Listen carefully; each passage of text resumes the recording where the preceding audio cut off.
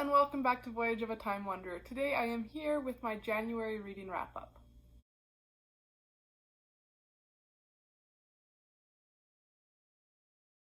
So my 2022 has started off as an excellent reading year. In January I read 11 books totaling 3,396 pages, and I'm going to be talking about 10 of them here in this reading wrap-up for the month of January.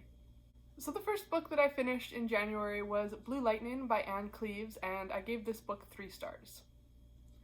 This is the 4th book in her Shetland series, and while I still really enjoyed the atmospheric Scottish Isle setting, I think this has been my least favorite in the series so far. The plot of this book follows Detective Jimmy Perez as he returns to his home island of Fair Isle to visit his parents, and when a murder takes place at the local bird observatory, he ends up being the only police who is on the island because there has been a significant storm. So himself and the rest of the islanders are stuck on this island. No one can come in, no one can come out, and he has to investigate this murder all on his own without the usual police backup that he normally has in his cases on the rest of the Shetland Isles.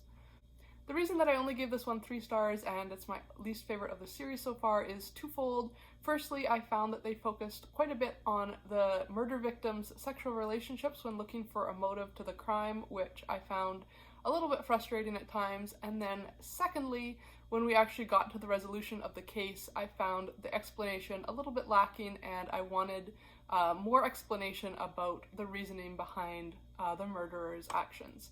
I should also warn people that are reading this series that there is a fairly major plot point at the end of this book that is spoiled in the summary for the 5th book, at least in my local library system. So when I went in to put a hold on book number 5, I had a significant character plot point spoiled for me in the description of that book when I went to go put it on hold. So if you're reading this series, definitely make sure to read through the end of book 4 before looking up anything about book 5. The second book in January was really more of a novella, and that is White Nights by Fyodor Dostoevsky, and I also gave this one 3 stars. This was my very first toe dip into the endless ocean of Russian literature, and I thought choosing a significantly shorter, less intimidating work would be a great way to get introduced, and I really think that that premise held for me because it wasn't intimidating to go into this knowing that it was only a 4 or 5 hour long audiobook rather than like a 30-hour long audiobook like some of the more big name, I guess, Russian classics. This was a bit of a sad and overly emotional tale of a young man who is spending summer evenings wandering the streets of St. Petersburg and meets a girl who is pining for a long-lost love, and we follow them over the course of these 4 nights as their friendship grows and they kind of share their hearts with each other. It was fairly short, so it was a great introduction to Dostoevsky, and I'm definitely looking forward to reading more by him now because I can see that his writing can be very approachable and there were some very beautiful passages as well. Then book number 3 of January was Rebecca by Daphne du Maurier, and I gave this book 5 stars. I absolutely loved it. I'm still hoping to make a full video full of all my spoilery thoughts about reading Rebecca for the first time, as well as my opinions on 2 movie adaptations that I watched, the 1940s Hitchcock movie, as well as the more recent Netflix adaptation. This is definitely a new forever favorite. People have been recommending this book to me for literally years, so I had a feeling that when I finally got to it I would really love it, but it still absolutely blew me away and surpassed all my expectations.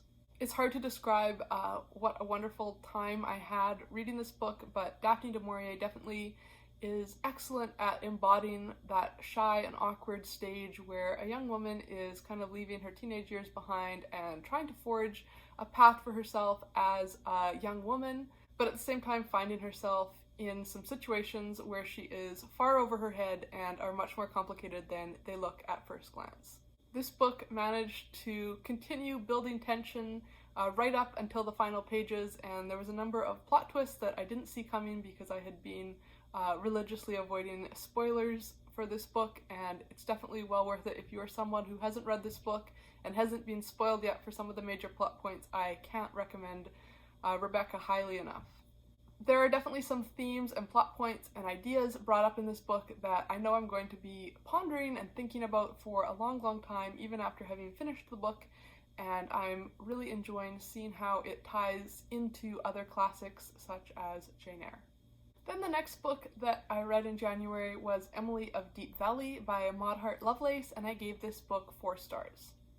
I read this as part of Kate Howe's Kindred Spirits Club, and I was really surprised by how much I enjoyed it. I am not someone who grew up reading the Betsy Tacy books.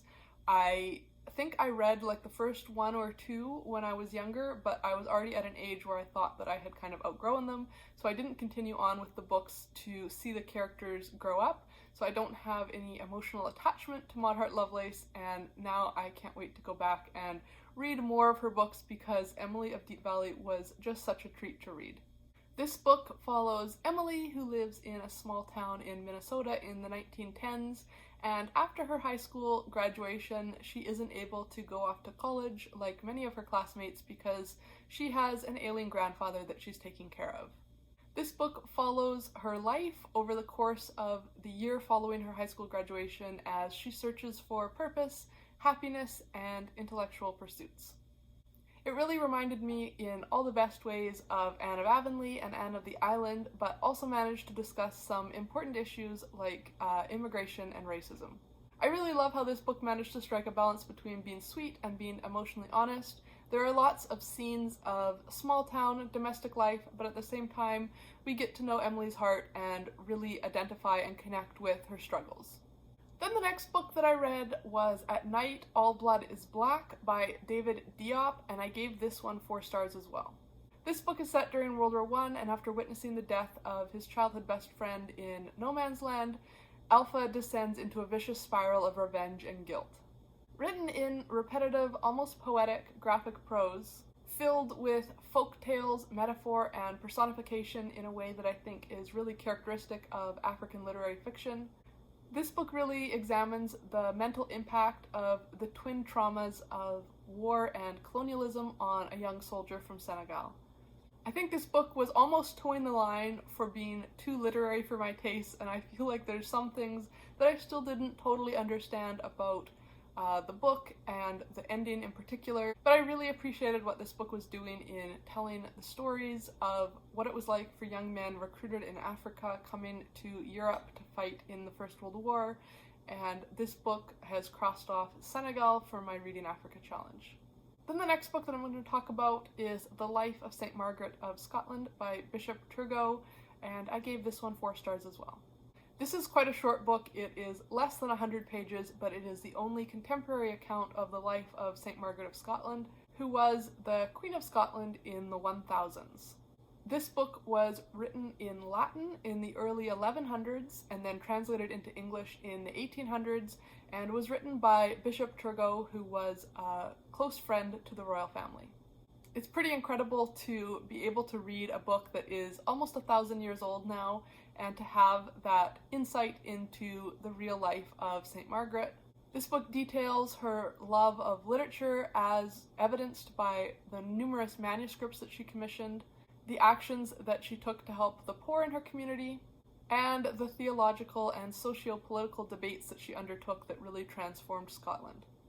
This book is more than just a religious biography, it is also one of the earliest written accounts of the history of Scotland, as well as a fascinating insight into what daily life was like in a medieval royal court.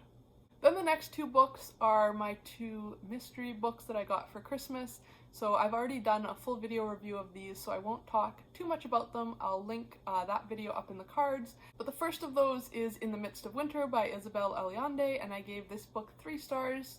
It's set in the middle of a winter blizzard in New York City, and a fender bender brings together an American history professor, a young undocumented immigrant woman from Guatemala, as well as a visiting scholar from Chile.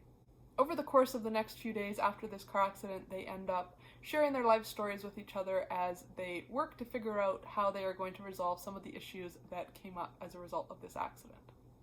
I haven't read very many books set in Central or South America, so I found the flashbacks to when they were telling each other their life story to be the most interesting part of this book. And then the other of my 2 mystery books was The Lost Book of the Grail by Charlie Lovett. I gave this book 4 stars and I really enjoyed it. This book tells the story of Arthur, who is an English professor and medievalist who spends most of his free time at the Barchester Cathedral working on a tourist guidebook. He has a secret interest in the lore surrounding the Holy Grail, and he has been interested since childhood in trying to figure out if there is a connection between the Holy Grail and the city of Barchester. When an American woman called Bethany arrives, who has been hired by a millionaire to digitize the cathedral's library, we have some tension between old and new, analog and digital, as well as some romantic sparks emerging. This book is especially interesting if you have read Trollope's Chronicle of Barchester, because it is set in Barchester, and there are flashbacks at the beginning of each chapter to the history of Barchester from kind of the Viking era up into the Victorian era, and there are tons of little references and nuggets to the Barchester Chronicles. So if you have read and enjoyed Trollope's Barchester series, I think you would really enjoy this book as well. And again, I have done a full video review, so if you're interested in my full thoughts on these past two books, In the Midst of Winter or The Lost Book of the Grail, again, I will have that video linked in the description and in the cards if you're curious to check out that full-length video. Then the next book is a nonfiction title, and that is The Vatican Diaries, a behind-the-scenes look at the power, personalities, and politics at the heart of the Catholic Church by John Thavis. After having read his book, The Vatican Prophecies, last year, and having that end up being one of my favorite nonfiction reads of the year, I was really excited to get to this one, and I definitely enjoyed it just as much and ended up giving it 4 stars. This book is a memoir of the author's time as a journalist in the Vatican City press pack, covering primarily the pontificate of Benedict XVI, with some flashbacks as well to the time of Pope John Paul II. Each chapter in this book kind of deals with a different moment in time or issue that was significant during the author's time as a journalist in the Vatican, and I found it a really interesting blend of kind of more humorous, lighthearted moments, as well as dealing with some of the most hard-hitting issues that have affected the church in the last 30 years. The accounts of what it is like to follow along with the Pope on an international tour, as well as all the behind-the-scenes antics of trying to get things right when foreign dignitaries and foreign heads of state visit, were definitely some of the funniest moments in the book that had me laughing out loud.